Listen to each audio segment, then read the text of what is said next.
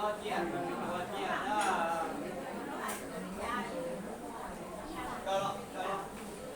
cho trốn tu rồi.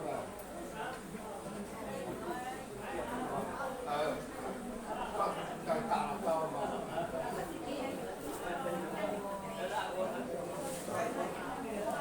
Cho tạo đến cho rồi cho chuyển chuyển đến cho trốn rồi. Cho giờ rất vui quá. Cho giờ là rất vui quá. Giờ là lâu rồi cả liều nhớ là giờ chọn nhẹ rất vui quá.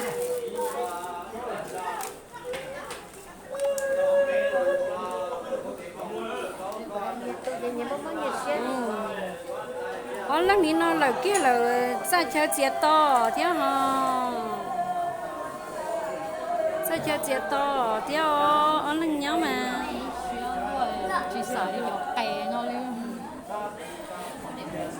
先热了， có ta cũng sẽ sợ có ta cũng còn là nhỏ ấy cũng sợ cho nó không phải nhỏ cái con nó nó đã chuyên lên trên cái rộng nó già原来là姐给你，一弄了把这个卤肉呢，那个叫能啥包嘛，是吧？ cũng sợ này này cho nó tao chỉ chia rồi trong tận nhất là nó đã chuyên trên nó là rộng nè cái còn là ngang lắm nè cái còn tao cho tao để ôn chuyện là qua còn nó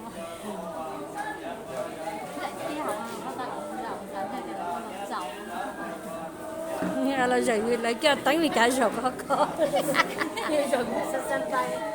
lấy cái là tính vì cả rồi khó.